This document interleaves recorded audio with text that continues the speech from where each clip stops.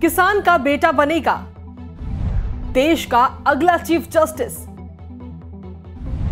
Chief justice SA. Bobde ने की सिफारिश।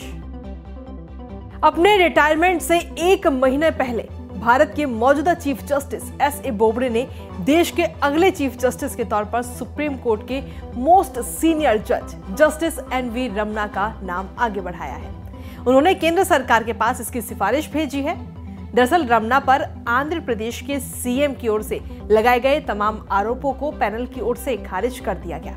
Chief justice SA. बोबड़े ने केंद्रीय कानून मंत्री रविशंकर प्रसाद को लिखे पत्र में जस्टिस रमन्ना को चीफ जस्टिस के लिए सबसे उपयुक्त बताया है। आंध्र प्रदेश के मुख्यमंत्री ने लगाए थे संगीन आरोप। दरअसल आंध्र प्रदेश के मुख्यमंत्री जगन मोहन रेड्डी ने सुप्रीम कोर्ट के जज जस्टिस एन.वी. रमन्ना के खिलाफ चीफ जस्टिस एस.ए. बोबड़े से शिकायत की थी। रेड्डी ने अपनी शिकायत में कहा था कि सुप्रीम कोर्ट में नंबर 2 जज एन.वी. रमन्ना पूर्व सीएम चंद्रबाबू संग मिलकर सरकार गिराने के प्रयास कर रहे हैं। हालांकि सुप्रीम कोर्ट ने इन हाउस जांच के बाद में आंध्र प्रदेश के सीएम की शिकायत को खारिज कर दिया था और इन तमाम आरोपों को झूठा, आधारहीन, गलत और न्यायपालिका को धमकाने का प्रयास बताया था। क्या था जगन मोहन रेड्डी के आरोपों में?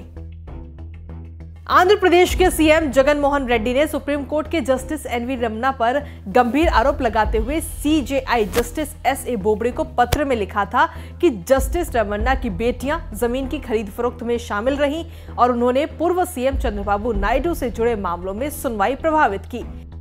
इस पत्र के बाद में चीफ जस्टिस ऑफ इंडिया और सुप्रीम कोर्ट के 2 जजों की ओर से इसकी जांच की गई। इस पूरी शिकायत के 2 हिस्से थे। टाइम्स ऑफ इंडिया के मुताबिक शिकायतों में पहला रमन्ना की 2 बेटियों की ओर से अमरावती में जमीन खरीदने का मामला और दूसरा रमन्ना की ओर से जगन सरकार के खिलाफ जानबूझकर दिए जाने वाले आदेश। हालांकि बाद में इन सभी आरोपों को सिरे से खारिज कर दिया गया था। देश के 48वें सीजेआई बनेंगे जस्टिस रमन्ना। आपको बता दें कि सुप्रीम कोर्ट के चीफ जस्टिस एस.ए. बोबड़े 23 अप्रैल को रिटायर हो रहे हैं।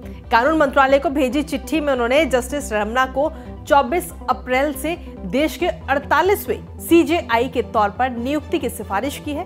यानी जस्टिस रमन्ना 24 अप्रैल को देश के चीफ जस्टिस के तौर पर शपथ लेंगे। वो आंध्र प्रदेश से पहले शख्स हैं जो सुप्रीम कोर्ट के चीफ जस्टिस का पद संभालेंगे। हालांकि तेलुगु की अगर बात करते हैं तो वो दूसरे होंगे, क्योंकि उनसे पहले के सुब्बा राव सुप्रीम कोर्ट के चीफ जस्टिस रह चुके हैं। आपको बता दें कि सुब्बा राव 30 जून 1966 को चीफ जस्टिस बने थे। किसान परिवार में हुआ था एन.वी. रमन्ना का जन्म। Justice NV. रमन्ना का जन्म 27 अगस्त 1957 को आंध्र प्रदेश के कृष्णा जिले के पोन्नावरम गांव में एक किसान परिवार में हुआ था। 10 फरवरी 1983 को उन्होंने अपना रजिस्ट्रेशन कराया और आंध्र प्रदेश हाई कोर्ट में प्रैक्टिस शुरू की। उनको 27 जून 2000 को आंध्र प्रदेश हाई कोर्ट का परमानेंट जज बनाया गया था।